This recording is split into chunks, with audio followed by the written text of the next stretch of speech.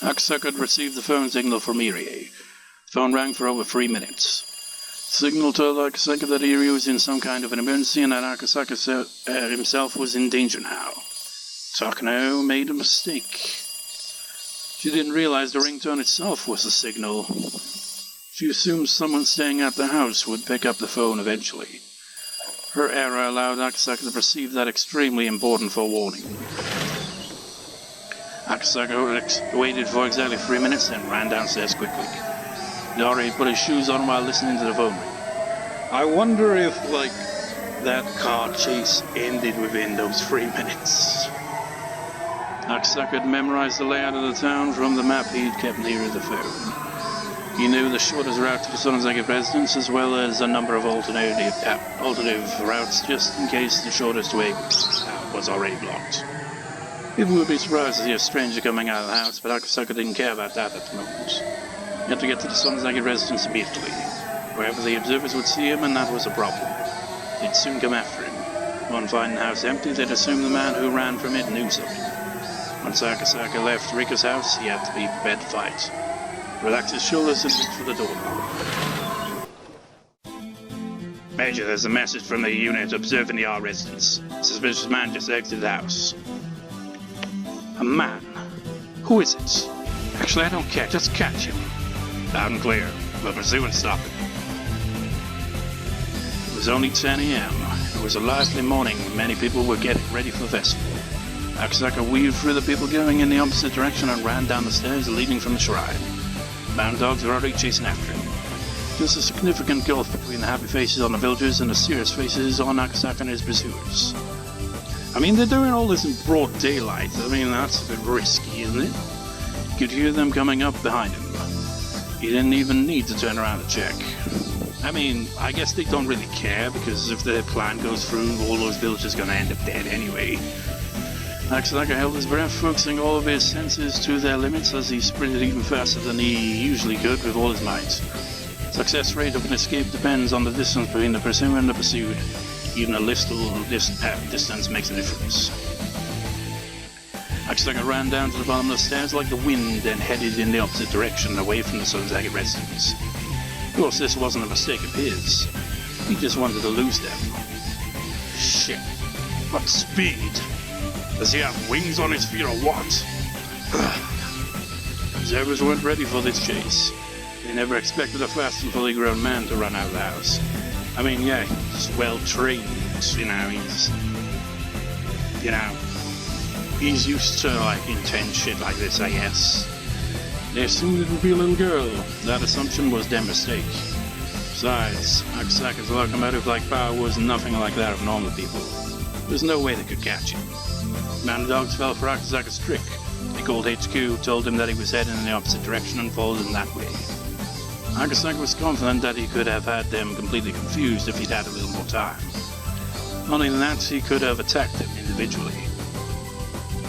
Were there 3 pursuers? No, there were probably 4 of them. His mind, body, and skills were all in top condition, so it should be possible for him. Usually overrating oneself is dangerous, but Akasaka was above such an immature level. Resisting violently at a place other than his destination might prompt him to waste manpower and time. Akasaka wasn't sure of the real meaning of Irie's phone call. They were at a severe level of emergency. Akasaka had no time to waste, so he had to get to the Sonozaki residence. As Akasaka ran as fast as he could, he tried to think about the situation calmly. Could he attack from first and then head to the Sonozaki residence? Pursuers were scattered around and running out of breath.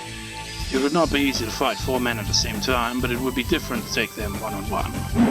I can imagine him just rushing past him. Uppercut, kick, uppercut, kick. One hit to take each of them down. And Akasaka decided he had a high enough chance of winning. He took a deep breath and made a U-turn around the streetlights. What? Man dogs were surprised to see that the man who was running away from them was now running towards them. They prepared themselves to fight. But before Akasaka even reached them, he already had everything all planned out in his head. He had calculated how many blows would be required to take them all out. His calculations were wrong. Had even needed a second blow, the first pursuer dropped after one of Akasaka's legendary armor-piercing punches connected with his face. And while the first was still in the air, his second armor-piercing punch took out the second pursuer. Man, they was like, shit, who is this guy? There was a chorus of cicadas, which woke Irie up. Guess they haven't found him yet. He needed a little time to realize what had just happened. Seatbelt had saved him from a serious injury. However, it was sheer luck that the metal parts of the seatbelt didn't get tangled and the door didn't become warped. He was on the bottom of the slope near a different forest road. Irie endured the pain and removed his seatbelt. He got out of the car soon after. He heard someone walking towards him through the bushes. A pursuer. He couldn't get caught just yet.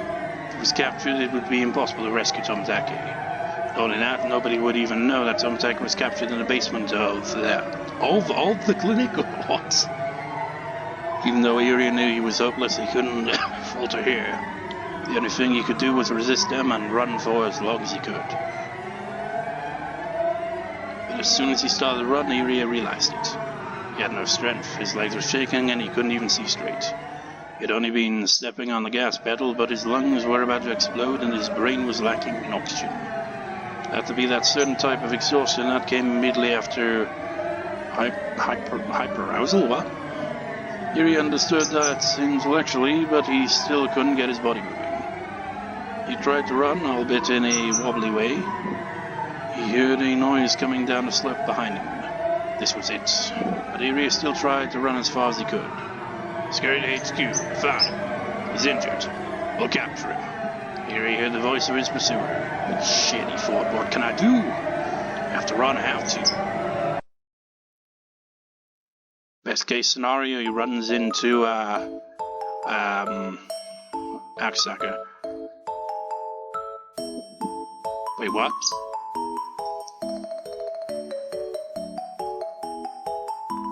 What? Govern your heart's the spirit of retreat.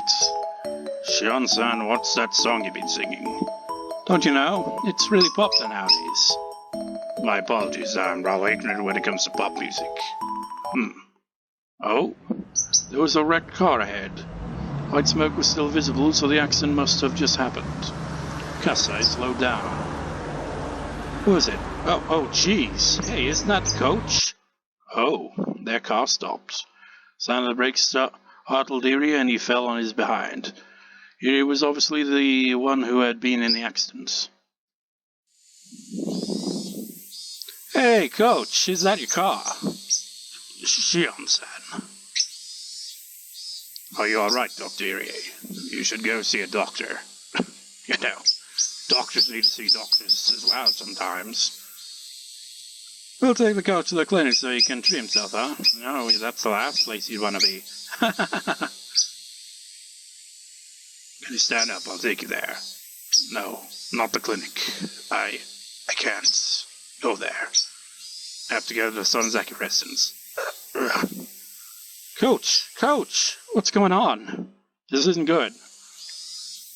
As I looked at Irie's car, then looked around the area. Then he whispered to Shion. Shion-san, he must be in some kind of trouble. What kind? There are bullet holes in Dr. Irie's car. They don't seem to be from an ordinary handgun. Really? You take that in, so let's get him in... you take that in. Let's get him to the main house. Two of them loaded Irie into the back seat, got in the car, and left in a hurry. I have to ask the coach what's going on. He can't go back to the clinic. I wonder what he means. Sound like he was running away from someone there, but I don't know. It's obvious that he was involved in something dangerous. Hey, where were you going? Shion was confused as to why Kasai suddenly made a wrong turn. Dr. Irie's pursuers aimed for the tire of his car. They wanted to capture him alive. His pursuers are likely close by. Are they after us? There's no car behind us and nothing's in the air. In this area it would be impossible to follow us unless they're tailing us. We're gonna make another left turn just to be safe. And then head to the main house. Can you watch what happens behind us? You got it. Scurry to HQ. Target was picked up by a civilian vehicle. I'm sending the license plate number and the car model. Roger that. Angeli, target is a civilian vehicle now. Search for it immediately. Try to capture Dr. Irie, Director Irie alive. Neutralize civilians as well. Dead or alive. Well, Kasai is a strong-ass motherfucker, so, you know, and pretty much be going up against the Sonozakis now. Are you sure you're going to find him? Don't worry. There's a tracking device on the director's coat. Nightingale's vehicle can catch a signal, and then, they can pinpoint where he is. Irie was lying in the back seat wearing his white coat. There was a device on his collar. The security department put it there just in case. So no matter how hard Shion tried to look for anyone following them, the enemy already knew exactly where they were. So Nightingale 3 found the vehicle. Just made a turn by the watermill. There was a map of Himizawa on the table in the security room. Path by the watermill led to a certain private property. It belonged to the Sonozaki family, and the Sonozaki residence was the only building on it. Major! Oh my, like rats in a trap. This is Phoenix 1. Nightingale, don't head in yet. Phoenix will join you in a little bit. You know, she's acting all smugly. Does she not realize just how armed the Sonozaki family is? We'll join you in a little bit. We'll go in together. This is Nightingale 1, understood. Okinogi, don't give them any time. Why don't you let Nightingale go in? Bad connections. Nobody listens to me.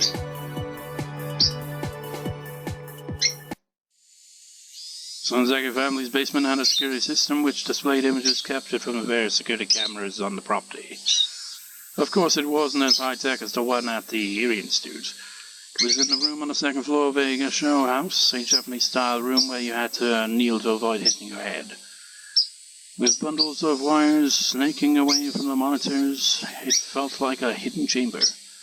There was electricity and a phone nearby, and although it was in a basement, it had all of the basic amenities of the Sonozaki residence. First, all the club members had watched the monitor curiously, but after a while, it got too hot in such a tiny room. Mion and Renner stayed in the room to observe the monitor. Michan, look, there's a car. That's Kasai-san's car. It's probably Shion. I bet she came because the festival's today. Geez, why did she have to come now? I don't have time for her. The granny had been at the shrine since the early morning, so there was nobody upstairs to answer the door. If Mion didn't answer it, Shion would think that nobody was home. Mion wondered if she should tell Shion what was going on. Shion could be helpful sometimes. Kasai's car stopped in front of the gate. Someone was getting out of it. Huh? Michan, look, isn't that the coach? What? He saw Shion and Kasai holding Irie on the monitor. Obviously something serious had happened. Let's move. Renna, Kei-chan, come with me. Sadako, watch the monitor. Rika-chan, don't come up. And you, make sure Rika-chan doesn't move. Leave it at me, I've got it. Me, that's not fair.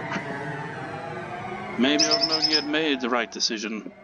If he had let Nightingale go in as Takano had ordered, it would have been on the monitor. But Okinogi ordered them to stand by until another unit arrived, so they waited. Yeah, Okinogi's right there, because if it would have, shown up on the monitor, they would, not have the element of surprise. Mion didn't notice that the enemy was about to attack.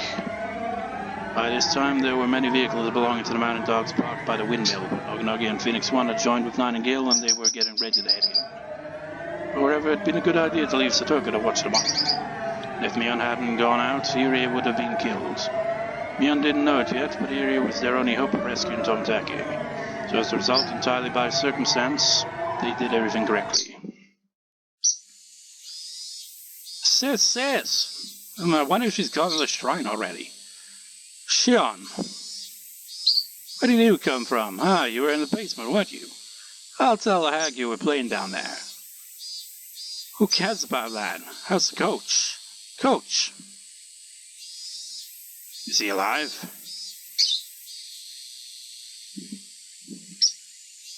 Well, are you all in trouble too? What's going on?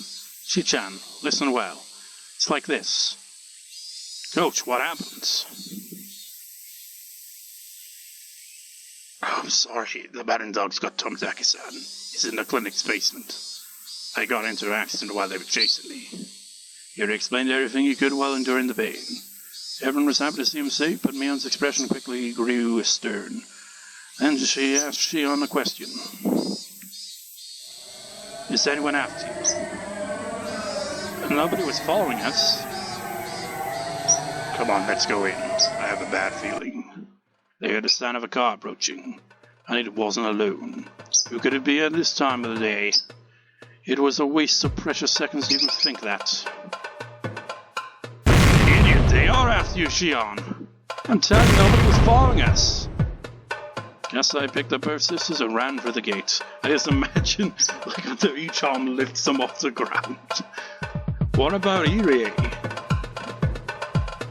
Did Keiichi drag him in? Let's go to the basement. We'll be safe there. Mion-san, there are a lot of strange cars approaching. I know. Go back to the basement. I'll shut the door. Where's Rika-chan? She went into the secret room behind you, San. It's 9-6. We found a target. Some of our friends are there too. I was hiding there, I know. Right. Jiro-san. Jack was lying on the floor of the security room. His hands and legs were cuffed, and there was another pair of handcuffs to connect them, leaving him bent backwards on the floor. He couldn't get up or even turn around. Takano laughed and poked Akasaka's side with the toe of her shoe.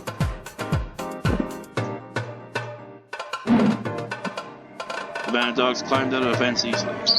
There was no need for anyone to explain at this point. It was obvious that they were the enemy and that they were the mounted dogs that Rika had spoken about many times. They went through the grove of trees and headed for the entrance of the underground storehouse. The first 5 mounted dogs were supposed to capture them all, but they fell down one after another. Just as one of the mounted dogs started to wonder why they fell, he felt something on his leg. Next moment he was flying through the air. Shit! As he stood up, his leg got pulled again. I want to check. That's... You see.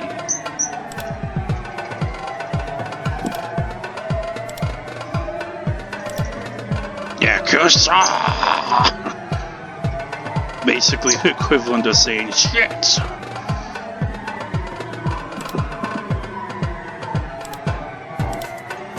As he stood up, his leg got pulled again. He realized that there was a rope wrapped around his leg. Because of the way he fell, the rope was wrapped tightly around it and wouldn't come off easily. Be very careful, there are traps in the bushes. Toko had set up lots of traps in the bushes. After all, she wouldn't just sit around all day on empty property.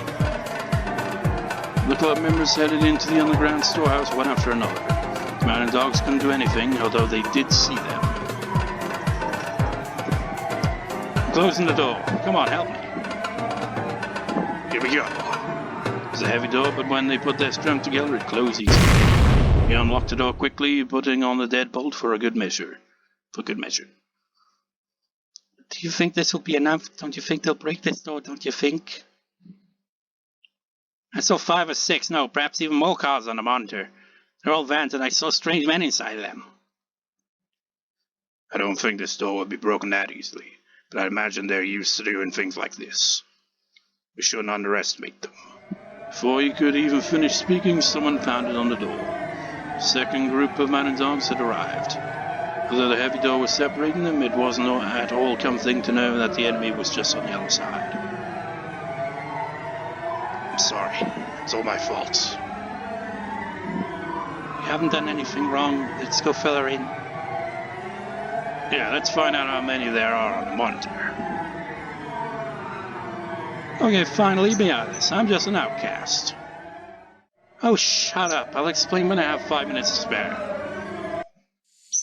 9-1, Phoenix 1. Targets are in the basement. There's a steel door here and we can't break through. Phoenix 1, roger that. Shit.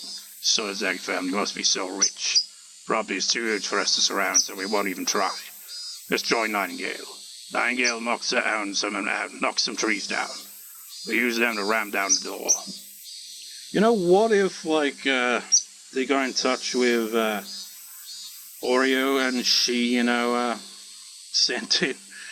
I mean, they're pretty much like a Yakuza kind of organization, the way they, they have all these contacts and all that, and shady goings on as well. That'd be an interesting fight. Phoenix 7, Phoenix 1. We have some plastic explosives for indoor use. Do you want us to get them ready? Plastic explosives are explosives for military use. There are various different kinds, but he was talking about the type specifically made to break down doors. Okanogi momentarily thought it was a good idea, but changed his mind right away.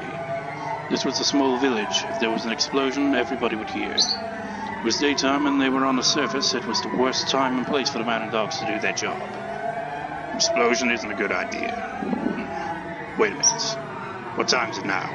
It's almost 10 a.m. I see. Phoenix 7 will do it. Get the fuse ready. Huh? Commander, what does 10 a.m. have to do with an explosion? Okanogi's mind was working sharper than ever. He was sure that this would work. Everyone gathered in the secret room. Is everyone okay? How are we? Were watching the monitor. There are about 30 guys out there. That many? That's not good. Can I see? Look, they don't know what to do. When Mion touched a switch, the screen switched to view the entrance to the basement. So the man and dogs were checking out the door. They didn't appear to be trying to force it open, they were simply at a loss for what to do. What do you think they'll do now? I think we're trapped rats in here, so I'm sure they're going to try breaking open the door. What the heck? What are they doing with that lock? They must be thinking of using it as a battering ram. Snoka just said they're assuming we're trapped rats. We should get out of here while they're trying to open the door. I agree. Besides, we have to rescue Sonozaki. You're right. No matter how strong the door is, we'll be in big trouble if they find us. I think it's time for us to escape. Sis, don't you think we should call the police? Oh yeah, we completely forgot about that. Even if a spy at the police station overhears us, there really isn't much you can do at this point anyway. I'm sure we should have them come right over. Jan picked up the phone. Why hadn't you thought about this earlier? What? What's the matter? Jan panicked as she tried to listen for a dial tone. Phone, what's going on? I don't hear anything. They must have cut the line. What? Suddenly everything went dark. What is this, a power failure? Kasai lit his cigarette lighter, and Mion turned her emergency flashlight on. There's a drawback about a basement. But they won't be able to see either, right? I know, but they might have some kind of device that lets them see in the dark. Don't you think? You understand? Why do you think they cut the electricity? They're just going on the offensive? If nothing else, it works to turn the security system off. They were checking out the door. They didn't give up. They have a way to destroy the door and they don't want us to notice it. That's why they cut the electricity. They're going to blow up the door? The door could be destroyed in a second, so we can't stay here, right? Michan, let's get out of here. Show us the way to the hidden escape route. This way, everyone. Mion was getting confused amidst all the chaos. She hadn't underestimated the mountain dogs. She even considered that they would have some explosives, but she didn't even think they would use them in Henry's Town broad daylight. Somebody will hear the explosion. Is there even such a thing as a silent explosive? What a rough bunch. They're not even concerned with minor risks. This is a crazy situation, but the mountain dogs are always very, very careful. I don't know about Takano-san. There's no way Okanogi-san would allow an explosion in the middle of the day. Yet they're still going to do it, huh? They've got guts.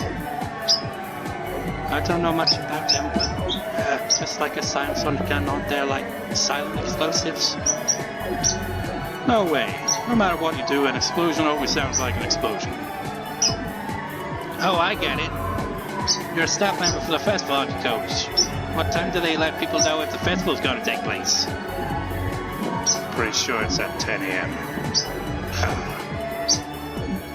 Oh, you think just like on a track and field day? If you want to hide a tree, hide it in the forest, huh? Rika knew Okanogi well. He would always complain about how he had to guard her like she was a princess. Rika had never expected Okanogi to be so sharp. That was why she was more frustrated than anyone else. The mountain dogs had quickly set explosives on the basement door. Long wires were connected to the explosives, and the mountain dogs were waiting at the other end, lying flat on the ground. One of the members was holding a detonation switch. All the wires were linked to it. So was Tan.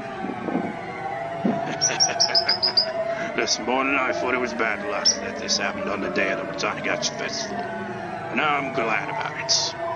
Oinagi realized that he could use the festival effectively. He was going to make sure his enemies got what they deserved. On the morning of a village event, they used fireworks to let everyone know that an event is going to take place that day. This method is often used for track and field days at schools.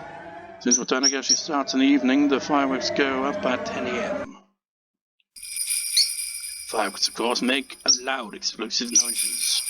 Since enemies are located in a ravine, the sound echoes, making it hard to figure out where it's coming from. And that was an advantage for the mountain dogs. Now! A loud noise and shook the ground like an earthquake. The explosion must have warped support beams everywhere. There was a discomforting squeaky noise and dust fell from the ceiling. Certainly was powerful. The explosion must have blown the door wide open. An explosion that took place without anyone noticing it. Come on, this way. And led everyone into one of the rocky caves. There was a well-hidden shaft in there. They called it a hidden well, but it was actually a very eerie vertical tunnel. I mean, the only time we've actually seen that is in Watanagashi and the Marikashi arcs. And man, it was used very differently in those arcs, wasn't it? They didn't have enough flashlights for everyone, so there was no way for them to see the entirety of the ominous hidden well. It's very dangerous. You telling us to go down there? How far does this go? It's a horizontal tunnel crossing it after about 30 meters. And get into the mountains for that tunnel. Okay then, why do you go first, sis? You know the way around here better than anyone. Do I have to? Who else? Kasai and I will be the rear guard. Come on, hurry up. Okay. Man was going to volunteer to take the rear. But Mion and Shion knew instinctively, because there were so many of them, the rear might not make it in time. Unlike the iron door at the entrance, once the enemies were inside, all they'd have to do was to go through the inner doors, which were easily breakable. The route was basically a straight line. They probably won't get lost on their way. That's why Shion took the rear guard position before Mion did. After all, she was actually the older sister. Shion wanted to protect her younger sister, who was playing the older sister in this real emergency. Mion intuitively knew what Shion was thinking.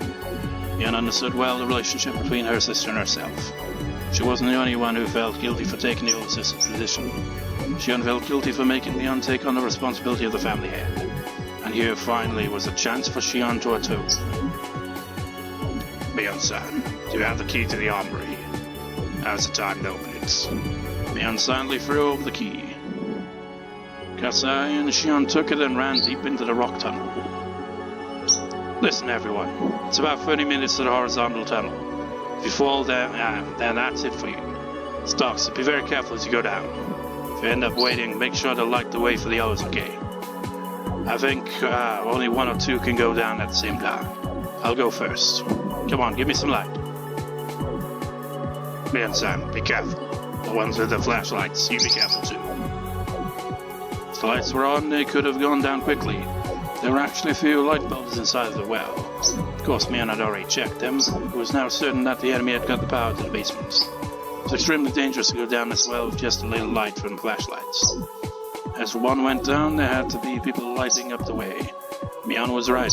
She realized as she went down herself that it was almost impossible to go down the ladder without the weak light from the flashlights. Lights didn't reach all the way down. In the darkness, her feet suddenly became unsteady. Every step she took made her more nervous. It's about 30 minutes to the horizontal tunnel. That's quite deep enough already. But the hidden well went deeper than that. If Mion fell, she wouldn't just injure herself. Hasn't it been 30 meters yet, she thought? She couldn't even remember exactly how long 30 meters was. Had she missed the horizontal tunnel already? That time she felt a cool breeze on her body. She could sense a huge hole nearby, so she took out a flashlight to light the surrounding area. She saw the black tunnel yawning before her.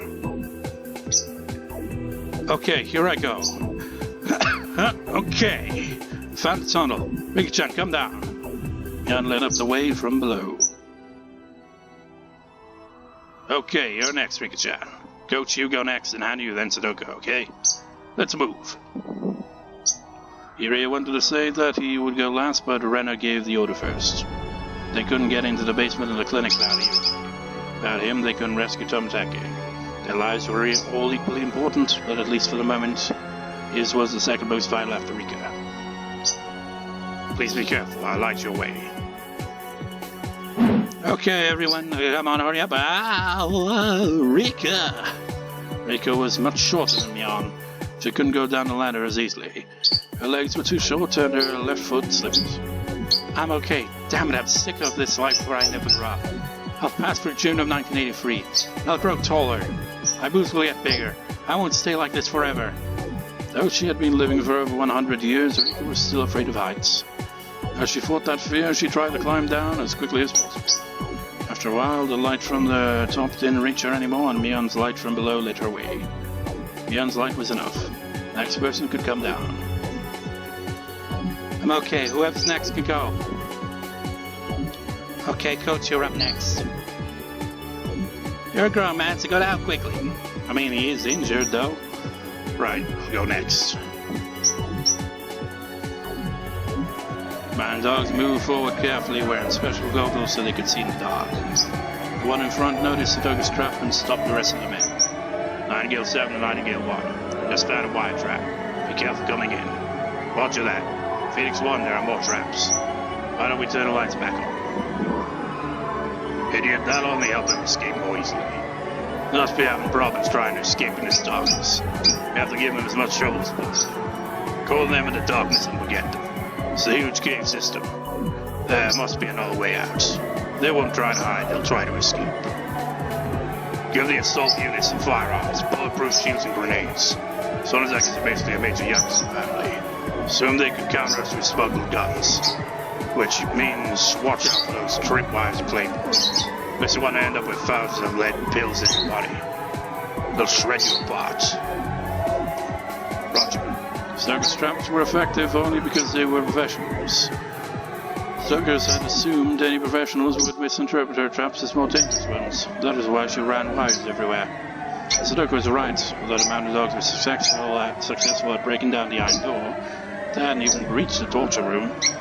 Wherever the huge cave with the hidden well was just on the other side of the door to the torture room. It was just a matter of time before the enemy caught them. Okay, Rennie, you're next. Yep. You come down in a hurry too, Keiichi-kun. Kid-chan, how's it up? How's it up there? Renna's coming down right now. She's moving right along. Okay, don't fall. The rumors say that all the people who were ever opposed to Sonozaki family were dumped in as well. It's a bottomless pit. What? Shion, what the heck are you saying? What are you carrying around? Shion had returned with a big machine gun in her hands. Well, what the heck? Keiichi thought it's one of those machine guns they use in war movies. Its defining characteristic is the way the magazine is bent forward. What's it called again? Kasai had one in his hand. He appeared used to handling machine guns. It almost didn't look real. I mean, it's not surprising. He's definitely, probably been in a few gunfights. But it seemed like a natural fit for this surreal world, lit only by flashlights. Keiichi felt like the odd one out here since he didn't know how to use a gun. Shion and Kasai hid on opposite sides of the cave so they could see the entrance to the torture room. Only Kasai, but Shion also seemed to be used to doing things like that. Really? She got combat experience? Shion, I'll do that. So why don't you go down next? Thank you for the manly offer, Kei-chan. It would be much quicker if you went down swiftly than if I had to explain how this Kalashnikov works. Don't worry. Pretty good like me will never except, all those other times where pretty much everyone, well, technically, if we look at it this way, after Takano's usefulness is over, her contacts probably have her assassinated, so even she has probably died in the arcs as well, so, nobody's safe in this series. As Shion winked at Keiichi, they heard a door being knocked down nearby. Immediately, Shion and Kasai's looks turned stern and they took cover behind the rocks, aiming their guns into the darkness. The enemies had entered the torture room. There's a flashlight next to the door. Kasai had left it there. The man dogs seemed to be able to see in the darkness even though they couldn't, so it was an improvised solution. Footsteps of the man dogs were growing closer. They were passing through the torture room. I bet Kasai and Shion had no idea what kind of predicament they were going to end up in when they found Irie. It's like, ah, shit. In other words, the door was the only thing separating them from their enemies. Keiichi-kun, hurry! Shion, you go first. Shion-san. If something happens to you and I live, my sister will never forgive me for that. I don't have my loved one anymore, but she does. Huh? What are you talking about now of all the times? Don't plan to die. Please, wait, what? Wait, what?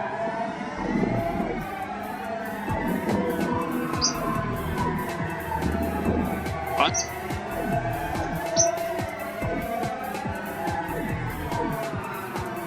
Why does it say Shion? Shouldn't it be Mion?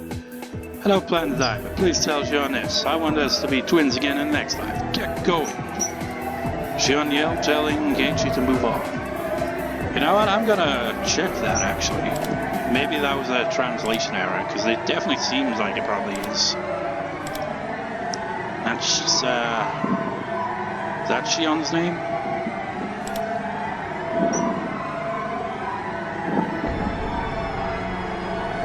Well, it's highlighted right there as well. So maybe it was. Just so that's bloody confusing.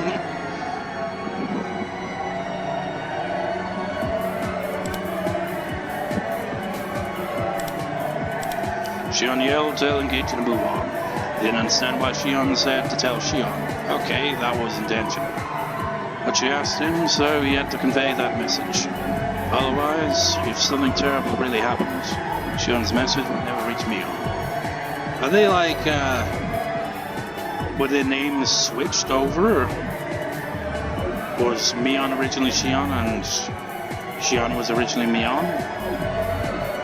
I mean, there was like, I can't remember the full details of the issue, whether it's just like Shion was like kind of like the outcast of the two. It's like, we don't need you, Mion is going to be the head of the family, not you, so piss off. And all that. So, maybe she was originally going to be, but then wasn't. I forget how it happened, to be honest. An explosion shook the air. Something was thrown in from the torture room. The explosion from that and the noise from Kasai's machine gun sounded at the same time. The claymore echoed in the cave. All I can do as those violent flashes of light burned a series of images into my eyes, shed tears over my own intolerable powerlessness, and climbed down the ladder. Mion quickly screamed from below. I descended and screamed up to the top too. Nightingale 1, they attacked us. The enemies are trying to stop us from that, the huge cave on the other side of the torture room. There were two muzzle flashes, probably AKs. Wherever it is, these are professional. Phoenix 1, give us an order. There we go. Our opponent is a professional. Don't go in unless you graduate from the killing house. Nightingale 1 and 2. Phoenix 7 and 8. Get ready to move in. How many firearms do we have? We have 4 MP5s and plenty of grenades. We can't trust our bulletproof shields, so we abandoned them. It's the flashlight on the right, next to the entrance. I'm assuming they don't have a device to see in the dark. Nightingale 1 here. We're going in. Throw in some grenades when I give you the signal. While the enemies were quiet, Kasai changed his magazine.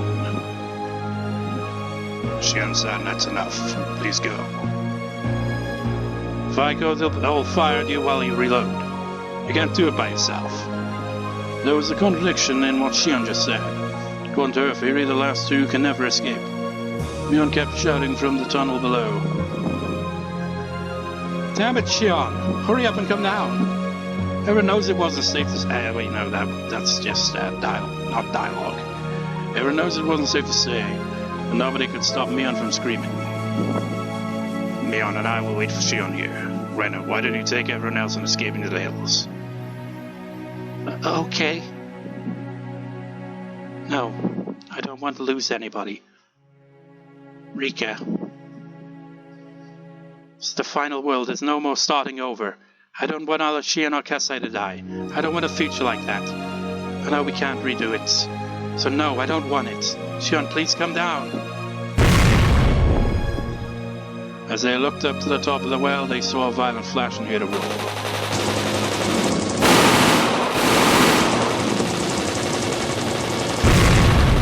Then they heard explosive sounds, different from the sounds of the machine guns that Shion and Kasai were using. They also heard a tinkling sound, which could have been the sound of bullet shells. They couldn't see anything other than the flashing lights. Only the noise reached them. When everything stopped, after a little silence, footsteps that didn't belong to Shion or Kasai gathered at the top of the well.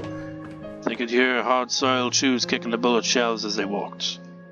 It's clear, 9 Gale 1 to Phoenix 1. We're scared of loopholes. That voice echoed down the well, and Mion and the others heard it too. They didn't know how to react. Some became speechless, some started to cry. Some let out a wordless scream. They looked up the well as they waited for Shion and Kasai to come down, but there was no sign of them. A bright beam of light shone down from the top of the well. Irie grabbed Mion and Keiichi's collars and pulled them back. But they could see in the dark. They might already know that Keiichi and Ellis were hiding in that horizontal tunnel. Roger, we'll try. Can you hear us? You don't need to reply, just listen. The guy shouted from the top of the well. One, the Queen Carrie Rika Ferretti and Director Kyosuke Irie. You've misunderstood something. We're here to eradicate a unique local disease. What's happening right now is because we suspect the Director's involvement in a conspiracy. You have nothing to do with this. Turn them over to us. They'd already turned all the flashlights off, so nobody could tell what kind of expressions were on each other's faces. But I could sense Mion's expression distorting. And because of the darkness, nobody knew to stop her from screaming. You murderer, you killed Shion! Oh, are you talking about this girl? Don't worry. She's still alive. She's just unconscious. She's alive, B-chan. Mion didn't rest easy at their announcement though, because she knew what? Shion's survival wouldn't help resolve the situation. Same with the guy. He's alive too. But if he refuses to turn those two over to us, we'll have to use them both as bargaining chips. What are you going to do to them? As Mion looked up to the top of the well in the dark, it suddenly became very bright and she saw something unbelievable. Shion was unconscious and one of the men was holding her. He was basically sticking her body out over the edge of the well. If the man let go of Shion, she would fall to the bottom. They had no idea how far down it went. There was no way she'd survive. Shion! Shion didn't reply, but she moved just a little bit. Shion was alive. At least for the moment. No way. They won't push her off. Huh? Well, what are you saying? They could easily kill a hostage if they have more than one. Have Shion and Kasai-san. He'll push Shion off and just ask the same question again. He means it. Mion lashed out fiercely at Keiichi. He regretted saying what he just did. I'll give you a little time to think, but after 60 seconds this first hostage will go down. Think it over very carefully. What should we do? Mion was half crazed with fear and panic. They want me. Let them think Rika-chan has already escaped. I'll go. They should be satisfied with just me. My plan sounded like the best idea for minimizing damage, but Rena quietly spoke up. No. Ichan and Kasai-san risked their lives to buy some time so we could escape. If we went back, what they did would be wasted. Then what do you suggest we do? Are you saying we should let Shion die? Are you saying you don't care if Shion dies, Rena? Fucking damn you! What does it actually say? I mean, I won't be able to translate it, but I don't think it says... I mean, there's no equivalent to the F word in Japanese as far as I'm aware.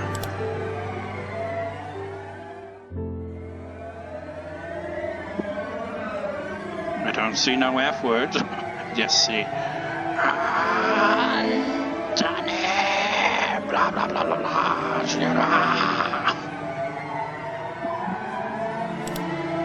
But yeah, this went south pretty fast, didn't it? Please stop me, Ansan. I don't know what to do either. Because Shion-chan is my knee. Shion! Inside the cry, she held Sudoku's head. The dog's beam of light shone into the horizontal tunnel. Their eyes had grown used to the darkness, so even with a little light they could sort of see one another. But so what? This was a desperate situation, and Mion and Sudoku continued to cry. Ren bit her lower lip, trying to hold her feelings in. Irie simply looked down, and as for Rika and Hanyu, they were restless. What do we do, Hanyu? I don't know what to do. I don't know either.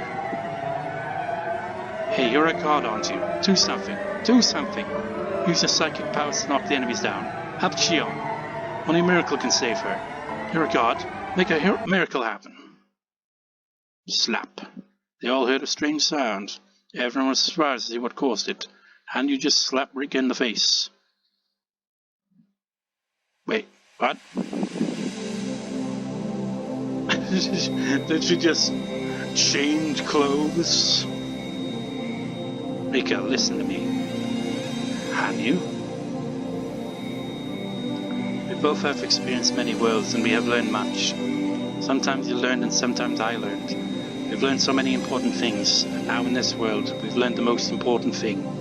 Something we've been pursuing, something we finally got. Do you know what that is? It's how to make a miracle happen. A miracle is like a number you get on a die.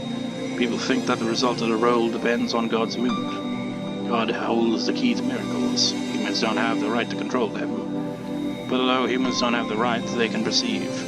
They can perceive how to improve their odds and how they can make a miracle happen. How to make a miracle happen. Rika, you should already know. You learned it before I did. This world must be precious to you. Why don't you try it this one last time? Ah. Rika's mouth hung open. That's right, she thought. I'd forgotten again how to make a miracle happen. You will go ahead and escape. Rika stood up. Everyone was surprised to hear what she said. Irie, take them. I'll go out there. Takano means to kill us both, but she wants to kill me in a certain way, so she won't kill me for a while. Are you kidding? You'll end up dead anyway. If I don't go, she and Kasai will be killed. I'll let them capture me. This time it will take Takano to kill me. We'll give you a chance to counterattack. Rika-chan. She's putting all her cards in there, man. Or whatever the expression said.